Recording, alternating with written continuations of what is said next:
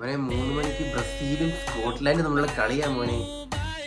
2 കളി കളിക്കാതെ നമ്മുടെ കുട്ടപ്പൻ സുൽത്താൻ അവസാനം 3ാമത്തെ കളി കളിക്കാൻ ഇറങ്ങിയിരിക്കും മോനെ. അതുകൊണ്ട് ഇപ്പം സമയം 10:30 അലാറം വെച്ച് കടന്നിട്ട് കറക്റ്റ് 2:45 എഴുന്നേറ്റിരുന്ന് കളി കാണാം. അപ്പം അലാറം വെച്ച് കടക്കട്ട്. ഓക്കെ.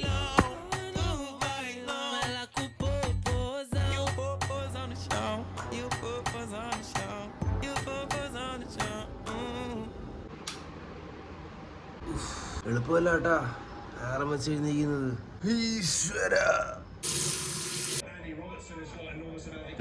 തുടങ്ങി. സുൽത്താൻ എവിടെ? സുൽത്താൻ എവിടെടാ മോനെ? ഉറക്കം ഉളച്ചിരുന്ന് അലാറം വെച്ച് എഴുന്നേറ്റിട്ട് സുൽത്താനെ കണ്ടില്ലെങ്കിൽ വിധം മാറും കേട്ടോ. റൊണാൾഡീന് എടാ ഇല്ലേ അപ്പൊ കളിക്കാൻ? എടാ ഇതൊരുമാതിരി ഉറക്കം ഉളച്ച പരിപാടിയായി പോയി കേട്ടോ. സബിലെങ്കിലും ഇരിപ്പുണ്ടോ കൂട്ടാൻ? തേഞ്ഞ്. അപ്പൊ ശരി. എന്റെ പൊന്ന് നെയ്മർ മോനെ, എവിടാടാ നീ? സ്റ്റോറി ഇട്ടപ്പോ ഞാൻ വിചാരിച്ചു നീ കളിക്കുന്നുണ്ടായിരിക്കും. കുട്ട അതെന്നെ കാണാൻ പോലും ഇല്ലല്ലോടാ. എവിടെ പോയടാ നീ? എടാ ബെഞ്ചിലെങ്കിലും ഇരിപ്പുണ്ടോടാ നീ? കളി തുടങ്ങാൻ പോവാടാ. എവിടെ പോയി കിടക്കുവാടാ നീ?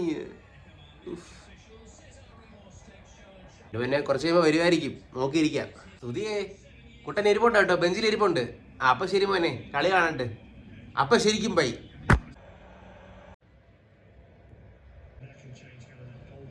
മോനെ 75 മിനിറ്റായി. 3-0 ലീഡാണ് മോനെ. നെയ്മർ റെഡി ആവുന്നുണ്ട് മോനെ. ഇപ്പൊ ഇറങ്ങുമായിരിക്കും. എത്ര നാൾ കഴിഞ്ഞിട്ടാണ് ചെറുക്കൻ ബ്രസീലിന് വേണ്ടി കളിക്കാൻ ഇറങ്ങുന്നത്? വന്നിട്ടാണ്ടാ ചെറുക്കൻ, വന്നിട്ടാണ്ടാ. അയ്യോ,